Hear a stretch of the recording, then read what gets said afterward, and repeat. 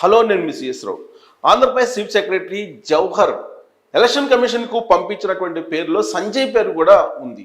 Vijayawada CP కానీ లేదా intelligence chief విషయంలో ఒక జాబితాను పంపించమని రాష్ట్ర ఎన్నికల సంఘం కోరింది. ఆ జాబితాలో సిఐడి మాజీ చీఫ్ సంజయ్ని చూపించడం అనేది ఇప్పుడు చర్చనీయాంశమైంది. అయితే ఎన్నికల కమిషన్ మాత్రం సంజయ్ని పక్కన పెట్టేసింది.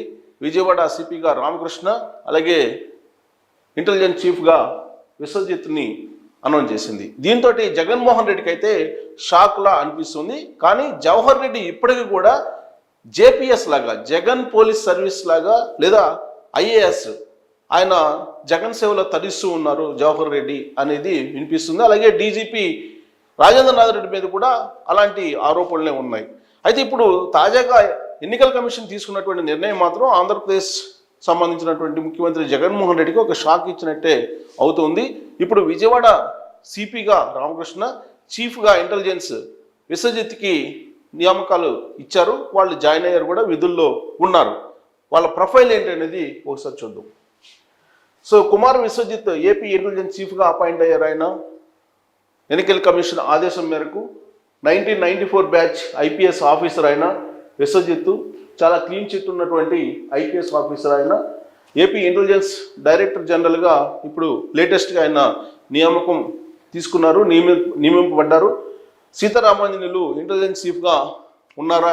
యాక్చువల్గా ఎన్నికల కమిషన్కు ఆయన మీద కంప్లైంట్స్ వెళ్ళటంతో పాటు నరేంద్ర మోడీ సభకు సంబంధించినటువంటి ఫెయిల్యూర్ చిలకలూరుపేటలో కనిపించింది. అప్పటి నుంచి కూడా ఆయన బదిలీ అవుతారని చెప్పి వినిపించింది. ఎట్టకేలకు విశ్వజిత్కు ఆ పదవిని ఇవ్వడం జరిగింది. ఇక 2019 ఎన్నికల ముందు ఇంటెలిజెన్స్ డీజీగా ఈసీ నియమించిన అప్పుడు కూడా విశ్వజిత్ని ఆయన క్లీన్ చిట్ ఉన్నటువంటి ట్రాక్ రికార్డు ఉంది. అందుకే లాస్ట్ ఎన్నికల్లో కూడా, గత ఎన్నికల్లో కూడా 2019 ఎన్నికల సందర్భంగా కూడా అప్పుడు ఏబి వెంకటేశ్వరరావు ఇంటెలిజెన్స్ చీఫ్గా ఉన్నారు. ఆయన్ని బదిలీ చేసి ఆయన ప్లేస్లో డీజీగా ఉన్నటువంటి విశ్వజిత్ని నియమించింది. అప్పుడు కూడా ఆయన ఆధ్వర్యంలోనే ఎన్నికలు జరిగాయి. ఇక వైసీపీ ఫిర్యాదుతో ఇప్పుడున్నటువంటి ఇంటెలిజెన్స్ చీఫ్ ఏబి వెంకటేశ్వరరావు అప్పట్లో ఫిర్యాదు చేశారు ఏబి వెంకటేశ్వరరావు మీద. ఆయన బదిలీ అయ్యారు. ఆయన స్థానంలో విశ్వజిత్ని అప్పట్లో నియమించారు. వైసీపీ అధికారంలోకి వచ్చాక హోంశాఖ ప్రిన్సిపల్ సెక్రటరీ పోస్టులో ఉన్నారు హోంశాఖకి ఈయన విశ్వజిత్. తర్వాత 2022లో railway police additional director general పదవిని చేపట్టారు ఆయన. 2023లో vigilance and enforcement additional director జనరల్గా నియమింపబడ్డారు. అంటే నాన్ ఫోకల్ ప్లేస్లో జగన్మోహన్ రెడ్డి హయాంలో విశ్వజిత్ ఉన్నారు. 2024లో మరోసారి రైల్వేస్ ఏడీజీపీ పోస్టులోకి వెళ్ళారు ఆయన. రైల్వేస్ ఏడీజీపీగా ఆయన విధులు నిర్వహిస్తూ ఉన్నారు. అంటే almost loop line. Jaganmohan Reddy నచ్చలేదు. జగన్మోహన్ రెడ్డికి జేపీఎస్లు మాత్రమే నచ్చుతారు, ఐపీఎస్లు అయితే నచ్చరు అనేది వినిపిస్తూ ఉంటుంది. అందుకే ఆ అభిప్రాయంలో ఫిట్ కాలేదు విశ్వజిత్. అందుకే నాన్ ఫోకల్ పోస్టుల్లో ఆయన కొనసాగుతూ వచ్చారు. ఇప్పుడు ఇంటెలిజెన్స్ చీఫ్గా ఆయన నియామకం అయ్యింది. ఇక Ramakrishna, PhD Ramakrishna Vijayawada police commissioner. ఆయన స్వస్థలం కృష్ణా జిల్లా కైకలూరు, సో సొంత జిల్లా ప్లస్ విజయవాడ. ఆయన ఇప్పుడు సిపిగా అయ్యారు. విజయవాడ పోలీస్ కమిషనర్ అంటే ఒక కీలకమైనటువంటి పోస్టు. 2001లో గ్రూప్ 1లో ఎంపిక అయ్యారు. అప్పట్లో డిఎస్పి పోస్టుకి నియామకం అయ్యారు. డిఎస్పి పోస్టులో ఉంటూ ఆయన దేవరకొండ, పరకాల, రాజమండ్రిలో పనిచేశారు ఉమ్మడి ఆంధ్రప్రదేశ్లో. ఇక సివిల్స్లో సెలెక్ట్ అయ్యారు. డిఎస్పీగా ఆయన పనిచేస్తూనే, డిఎస్పీగా విధులు నిర్వహిస్తూనే 2006లో ఆయన సివిల్స్ రాశారు. ఐపీఎస్ ఎంపిక అయ్యారు ఐపీఎస్కి. సో క్రైమ్ ఇన్వెస్టిగేషన్ స్పెషల్ బ్రాంచ్లో ఎస్పీగా బాధ్యతలు చేపట్టారు. తొలి రోజుల్లోనే ఆయన ఇన్వెస్టిగేషన్ అసలు అలాగే స్పెషల్ బ్రాంచ్లో బాధ్యతలు నిర్వహించినటువంటి అనుభవం కూడా ఉంది ఆయనకి. గుంటూరు అర్బన్ రూరల్ ఎస్పీగా విధులు నిర్వహించారు. సో గుంటూరు అర్బన్ రూరల్ ఎస్పీగా విధులు నిర్వహించడం అంటే కీలకమైనటువంటి పోస్టులో ఆయన విధులు నిర్వహించినట్టే చెప్పుకోవాలి. యాక్చువల్గా గుంటూరు కొంచెం క్రైమ్ ఎక్కువ ఉంటుంది కాబట్టి అక్కడ విధులు నిర్వహించడం అనేది కొంత కత్తి మీద స్వామి, అక్కడ నిర్వహించారు ఆయన. సో గతంలో చిత్తూరు ఎస్పీగా కాంతి రాణా బదిలీ తర్వాత రామకృష్ణకు ఆ పోస్టింగ్ ఇచ్చారు. చిత్తూరు ఎస్పీగా కాంతి రాణా కొన్ని వివాదాస్పదమైన అంశాలతో బదిలీ అయ్యారు. ఆ ప్లేస్లో రామకృష్ణకు పోస్టింగ్ ఇవ్వడం జరిగింది. 2020లో సెబ్ డైరెక్టర్గా నియామకం అయ్యారు ఆయన. సో మళ్ళీ నాన్ ఫోకల్ పాయింట్కి వెళ్ళిపోయారు 2020లో వచ్చేసరికి. 2022లో ఏసీబీ డిఐజీగా పోస్ట్ లభించింది. యాక్చువల్గా ఏసీబీ చీఫ్గా రామాంజనేయులు, ఆ తర్వాత ఇంటెలిజెన్స్ చీఫ్కి వెళ్ళారు. రామాంజనేయులు వచ్చిన తర్వాత ఏసీబీ డిఐజీగా రామకృష్ణన్ నియమించారు. ముక్కుసూటి అధికారిగా ఆయనకి పేరుంది. 2022లో ఏసీబీకి ఆయన చీఫ్ అయ్యారు. సో కాంతిరాణా బదిలీతో విజయవాడ పోలీస్ కమిషనర్గా ఇప్పుడు ఆయన అపాయింట్ అయ్యారు.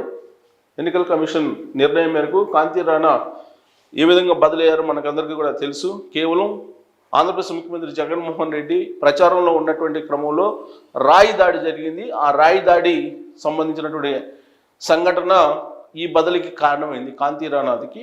గతంలో కూడా ఆయన ఐపీఎస్ల సంఘానికి సంబంధించి సెక్రటరీగా ఉంటూ ఒక లెటర్ రాశారు.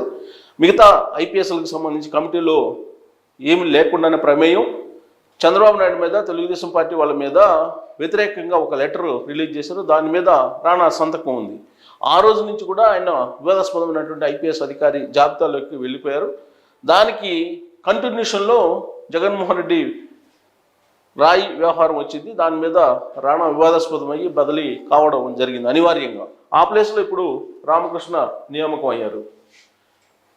సో ఈ నియామకాన్ని చూస్తే కనుక ఖచ్చితంగా విశ్వజిత్ అలాగే రామకృష్ణ నియామకాలు పర్ఫెక్ట్గా జరిగాయి. ఎన్నికల కమిషన్కి సిఎస్ జవహర్ అలాగే డీజీపీ ఇద్దరు కలిసి ఐపీఎస్లకు బదులుగా జేపీఎస్లని కొంతమందిని పంపించినప్పటికీ నేమ్స్ అక్కడ స్క్రూటినీ చేశారు.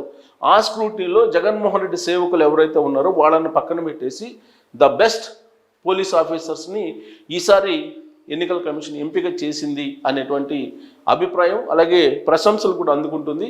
సో ఎటువైపు కూడా మొగ్గు చూడకుండా వ్యవహరించేటువంటి అధికారులు విశ్వజిత్ అలాగే రామకృష్ణ అనేటువంటి పేరు కూడా ఉంది. పైగా గత ఎన్నికల్లో వైఎస్ఆర్ కాంగ్రెస్ పార్టీకి సంబంధించి కంప్లైంట్ కూడా విశ్వజిత్ మీద చేయడం జరిగింది. ఆ కంప్లైంట్ని బేస్ చేసుకుని విశ్వజిత్ని అప్పట్లో మార్చారు. తెలుగుదేశం పార్టీకి అప్పట్లో అనుకూలంగా ఉన్నారు విశ్వజిత్ అనేటువంటి కంప్లైంట్ వైసీపీ చేసింది. కానీ విశ్వజిత్ ముక్కుసూటి అధికారి అలాగే నిష్పక్షపాతంగా విధులు నిర్వహిస్తూ ఉంటారు. అందుకే ఎన్నికల కమిషన్ ఆయన పేరుని ప్రయారిటీగా తీసుకుంది. బట్ ముగ్గురు సీనియారిటీ లిస్టులో జేపీఎస్లనే ఎక్కువ ఉన్నారు. ఆ జేపీఎస్ని పక్కన పెట్టేసి రియల్ ఐపీఎస్ విశ్వజిత్ని ఇంటెలిజెన్స్ చీఫ్గా రాష్ట్ర ఎన్నికల కమిషన్ ఎంపిక చేసింది. అంటే కేంద్ర ఎన్నికల కమిషన్కి పంపించారు. కేంద్ర ఎన్నికల కమిషన్ పరిశీలించిన తర్వాత సెలెక్ట్ చేసి రాష్ట్ర ఎన్నికల కమిషన్కి పంపిస్తే రాష్ట్ర ఎన్నికల కమిషన్ చీఫ్ సెక్రటరీగా ఉన్నటువంటి జవహర్కి పంపించారు. జవహర్ అనివార్యంగా అపాయింట్మెంట్ ఆర్డర్ని ఇవ్వాల్సినటువంటి పరిస్థితి ఏర్పడింది. అటు విజయవాడ సిపిగా రామకృష్ణకి కానీ ఇంటెలిజెన్స్ చీఫ్గా విశ్వజిత్కి కానీ. ఈ నియామకాల కారణంగా రాబోయేటువంటి రోజుల్లో ఎన్నికలు ఫ్రీ అండ్ ఫెయిర్ మేనర్లో జరగబోతున్నాయి అనేటువంటి ఒక సంకేతం అయితే ఎన్నికల కమిషన్ చాలా బలంగా పంపించింది. ఇప్పటికీ కూడా ఇంకా అనేక మంది మీద కంప్లైంట్స్ ఉన్నాయి. పురంధరేశ్వరి ఏపీ బీజేపీ అధ్యక్షురాలు ఆవిడ దాదాపు 23 మంది ఐపీఎస్ల మీద కంప్లైంట్ చేశారు కేంద్ర ఎన్నికల కమిషన్కి. వాళ్ళ పేర్లు కూడా మెన్షన్ చేస్తూ కొన్ని ఆధారాలు కూడా ఆమె పంపించారు. వాళ్ళు పదవుల్లో ఉంటే కనుక ఎన్నికల్లో ఖచ్చితంగా ఫ్రీ అండ్ ఫెయిర్ ఎలక్షన్స్ జరిగేటువంటి అవకాశం లేదు అనేది ఆవిడ చేసినటువంటి కంప్లైంట్. ఆ మేరకు 6 ఐపీఎస్లు 3 ఐఏఎస్లను తొలి వేటులోనే బదిలీ చేసింది ఎన్నికల కమిషన్. ఇప్పుడు 2 బదిలీ చేసింది. ఆ 2 బదిలీ చేసిన తర్వాత మరో 2 ఎంపిక చేసింది. ఈ 2 ఎంపిక విషయంలో ఎలాంటి డిస్ప్యూట్ లేదు. ప్లస్ ఎన్నికల కమిషన్ చాలా క్లియర్గా ఎంపిక చేసింది అనేటువంటి